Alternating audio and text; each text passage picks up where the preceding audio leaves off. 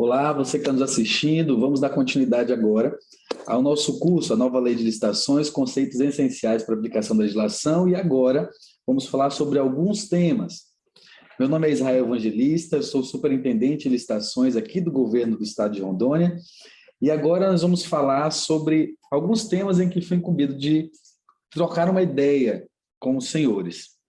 O tema é planejamento das aquisições, mas também falaremos um pouquinho a respeito da governança no planejamento dessas aquisições e alguns instrumentos que também fazem parte nesse cenário de planejamento, que é o documento de formalização da demanda e também o plano de contratação anual, o PCA.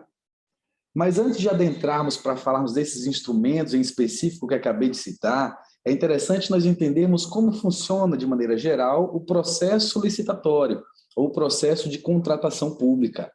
O processo de contratação, se fôssemos colocar de maneira bem sintética, bem resumida, ela iniciaria como eu entendendo, administração, entendendo o que eu quero comprar. A partir desse pressuposto do que eu quero, eu preciso então entender se aquilo que eu quero é viável eu fazer essa aquisição.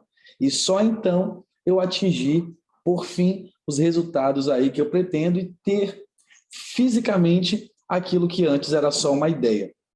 Mas nesse contexto de aplicação macro, vou lhe convidar agora para entrar um pouquinho na legislação que rege essa matéria, a lei agora 14.133, que é objeto de discussão.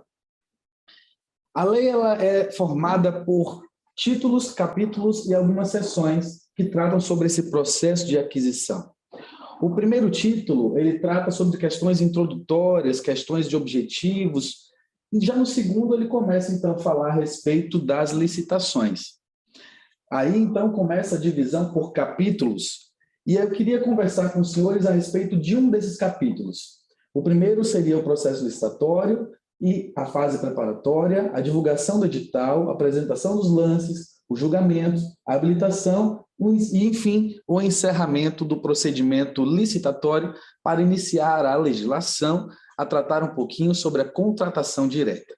O nosso assunto, então, ele está com enfoque aqui, na fase preparatória, constante ali do capítulo 2, do título 2 da Lei 14.133.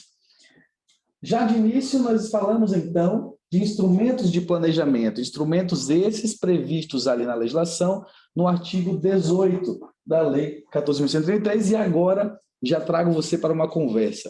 Preciso, para a gente continuar aqui, que você tenha aí na sua cabeceira, aí na sua cômoda, na sua mesa, aberta a nova Lei de Licitações, a Lei 14.133, porque no decorrer do curso nós vamos conversar um pouquinho e eu gostaria de remeter os senhores à leitura dessa legislação, tudo bem?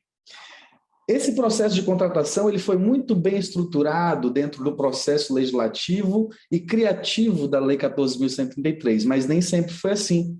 O planejamento antes era tido como uma esfera de boas práticas, um dos critérios que se chama critérios de boa governança. Com o tempo, elas passaram, então, a ser sedimentado, a ser instruídos por meio de normativos e também de práticas administrativas que a própria administração pública exercia para funcionamento e efetividade dos seus atos. Antes da nova lei de licitações, que trouxe inclusive o planejamento como um princípio, funcionávamos regidos como, em relação ao planejamento, pela Instrução Normativa número 5 de 2017, emitida pela Secretaria de Gestão, vinculada ao Ministério de Planejamento. O Ministério de Planejamento, Orçamento e Gestão, MPOG, prevê, então, o planejamento em 3 grandes estruturas. Ele iniciava falando um pouquinho sobre estudos preliminares, passava, então, ao gerenciamento de risco e somente, então, formularia-se o que se chama de termo de referência. O termo de referência, então, senhores, não é o primeiro documento do processo, ou não é para ser.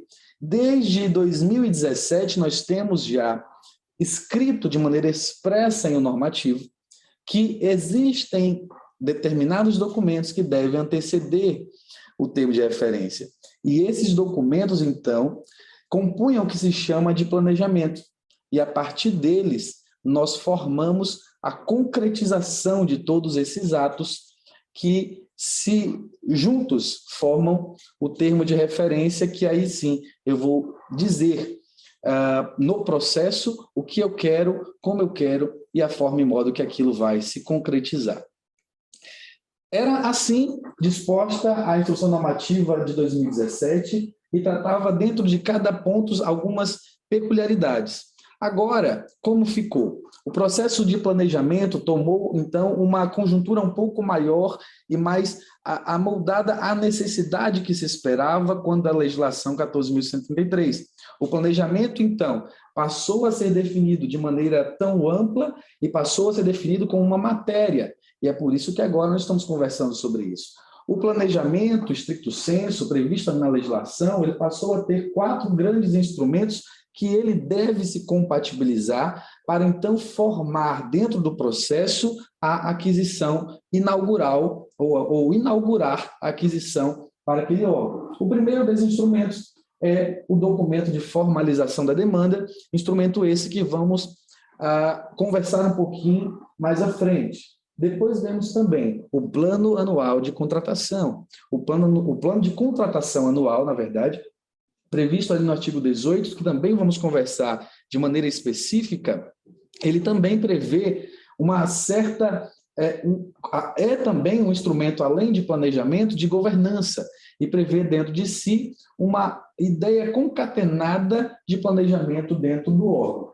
O terceiro, então, planejamento estratégico, que através da sua missão, visão e valores, identifica os indicativos para alcance do resultado pretendido por aquele órgão. E, por fim, mas não menos importante, o ponto inaugural. Acredito que a mola motriz dentro de um organismo, dentro de uma organização pública, que é o orçamento. As leis orçamentárias, então, consistente no plano plurianual, na lei de diretrizes orçamentárias e na lei orçamentária anual, fazem, então, entram nesse aspecto de planejamento e se concretizam com o que se chama de planejamento das aquisições para, então, formar o início do procedimento de planejamento, que é o que estávamos conversando. E aonde isso consta na legislação? Agora sim, temos expressamente na legislação, e fica ali no artigo 12, inciso 7, e convido você para fazer a leitura desse artigo.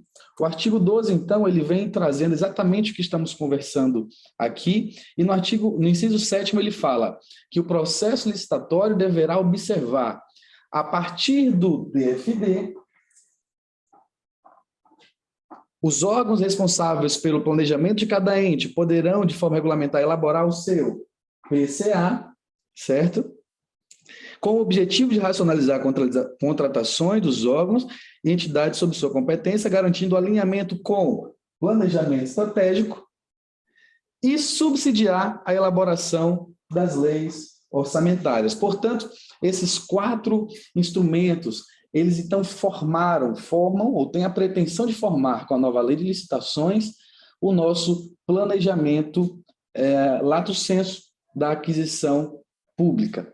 Então, dentro do processo de contratação, e sim, a nova lei agora vem chamando de processo de contratação, processo de licitação, acontecem alguns procedimentos esses também previstos na legislação, como sendo o planejamento da aquisição lato sensu, e aí se insere um instrumento, que é o instrumento do gerenciamento de risco, dentro de uma fase do procedimento licitatório, e após vem o projeto básico, o termo de referência, a depender do que se quer, do que se pretende a aquisição, a composição dos custos, o edital, o instrumento convocatório, a adequação orçamentária, o parecer jurídico, a aprovação da autoridade, a publicação, a impugnação pedido de esclarecimento, a sessão de pública, a homologação e a adjudicação estão todos dentro do processo de contratação, dos quais nós estamos agora conversando a respeito do primeiro deles, que é o planejamento, e engloba diversas questões.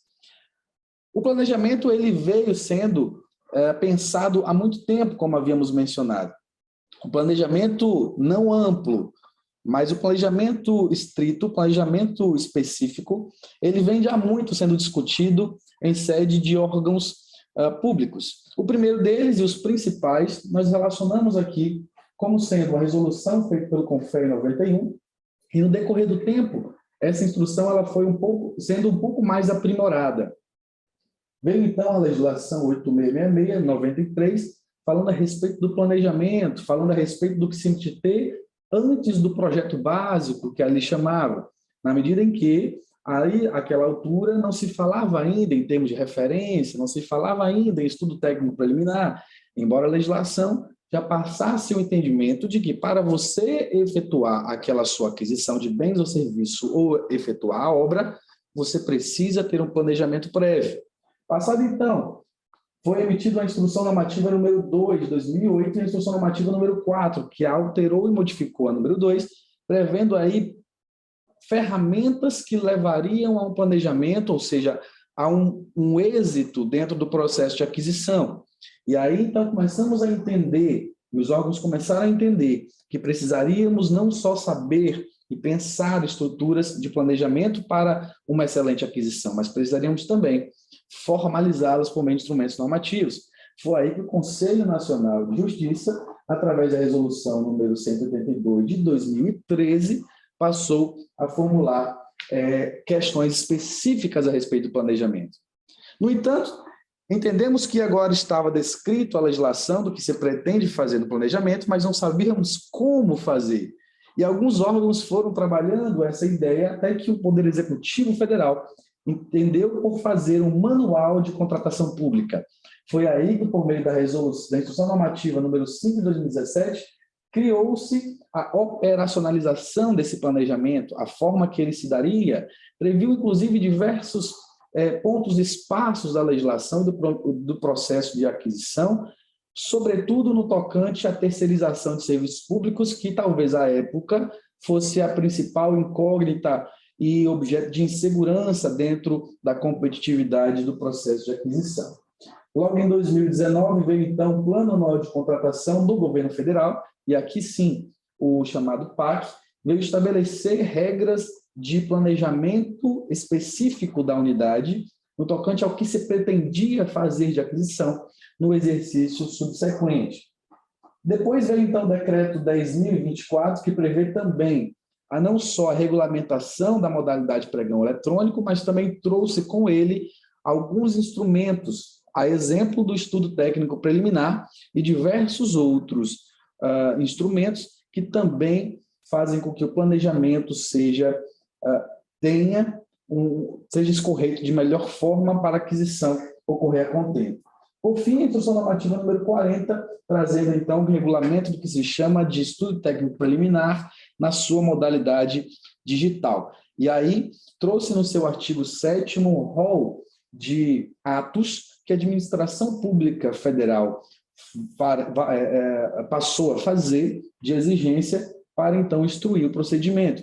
Nós estamos falando aqui então de um gerenciamento de risco, de pesquisa de mercado, de pesquisa de preço, e diversos outros atos que fazem com que o planejamento se concretize de uma melhor forma e possibilite uma conclusão por viabilidade ou inviabilidade de um processo de aquisição.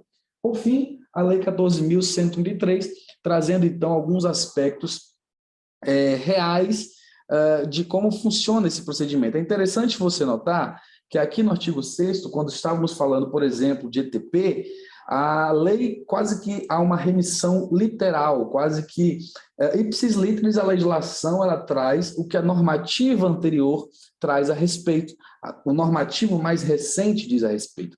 É interessante que a Lei 14.133, quando vem falar, por exemplo, de matriz de alocação de risco, traz também a definição primeira, que teve do último procedimento, ou do mais recente normativo, que diz sobre o procedimento de gerenciamento de risco.